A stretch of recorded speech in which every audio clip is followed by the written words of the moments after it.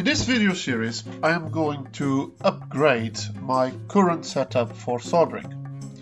So currently I am using this little board. It does the job, it's a bit old and such, but you know, if you need to do something, you just put it on top there and you can find your stuff easily.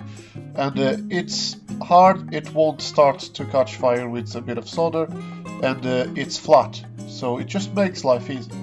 But it's very limited. I mean, it's just a wooden board. So what I'm going to do is to pick up some scraps and leftovers from other projects that I have lying around in my garage and make myself some kind of upgraded version of this board. What I have currently lying about is this stuff. So some pallet wood and some offcuts from previous projects. A few PC fans that I scavenged from old PC cases. I also got from there this switch, so this controls the fans, and I have a pulse width modulator that I purchased in the past to control LED strips, and I have some spare LED strips from other projects in the past as well. 12 volt 1 amp AC/DC transformer. The first thing I've done was just to put aside the smaller bits of wood and take the larger bits of wood that all have the same size and find out what kind of thicknesses they had. So what I've done was just measure them one by one and sort them by their thicknesses. So I was keeping together the things that have closer thicknesses. And as you can see here, I ended up with 4 boards that had a fairly close thickness between themselves, and then I put them lying on the side to get a rough idea of what kind of end result I could get out of it. And I was quite pleased with the size that it came across as, and by laying them flat, I could actually get one flat surface in one side and the other wasn't so flat, which doesn't really matter.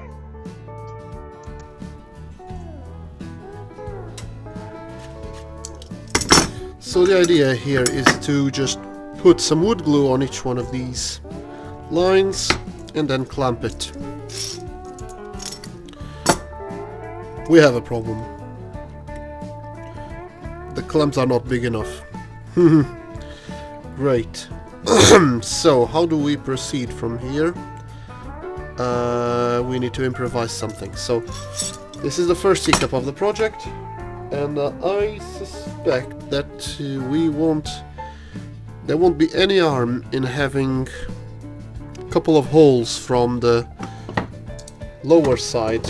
I mean, let's face it, this is pallet wood, so it's going to be flawed anyway, and we might as well pick up the nicer side. So this is going to be the top, this is going to be the bottom. That looks like healthier wood to me. Okay. That looks nicer, so that goes in the other side. Okay.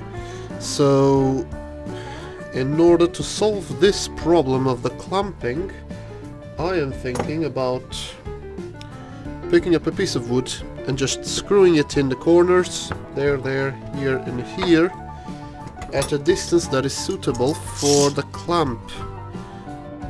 So then I just got started with cutting the wood into small sizes that would be, you know, easily clampable, and drilling pallet holes so that the wood wouldn't crack when screwing in the screws.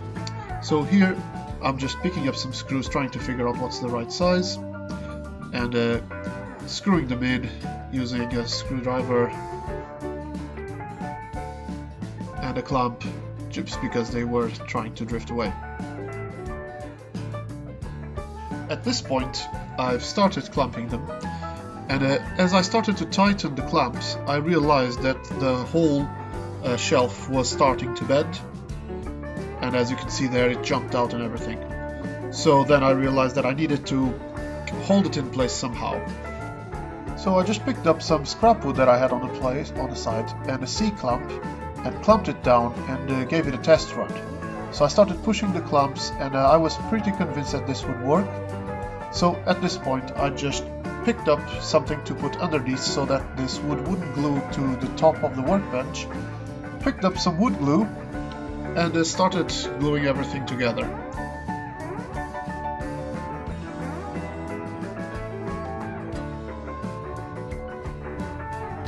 The next thing to do is just make sure that the wood glue doesn't stick this to anything else. So what I've done is just pick up a piece of plastic and then I clamped everything together. Spread the glue a bit just to make sure everything was flat, and then gave it 24 hours to dry.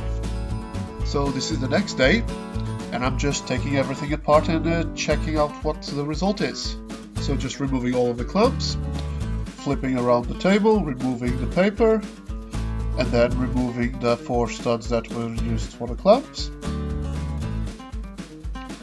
And now, since the paper was glued in to the wood glue, I have decided to just pick up my angle grinder, swap up the disc to the sanding disc, and sand the top of the table to give it a very nice finish.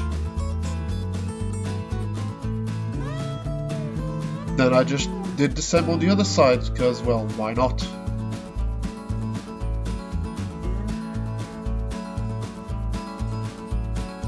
At this point I quite like to see the wood after it was sanded, so I've decided to go the extra mile and pick up something that I found in the shed and give it a nice coat of whatever I found in the shed to protect the wood a bit.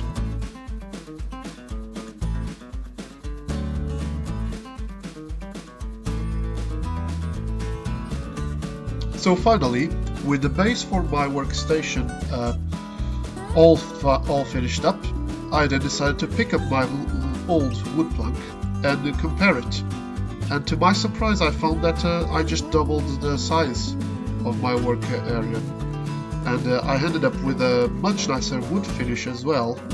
And well, I now can continue forwards without feeling guilty about ruining a good piece of wood, where this is just made out of pallet wood. It's the worst wood you can get out there, but it's nicely finished and it looks nice. So in the next part of the project, I'm going to expand this wooden board and give it some storage capacity for when I'm taking apart the electronics projects. I have some pocket holders for the screws and whatnots. So stay tuned, and I'll see you next time. Thanks for watching.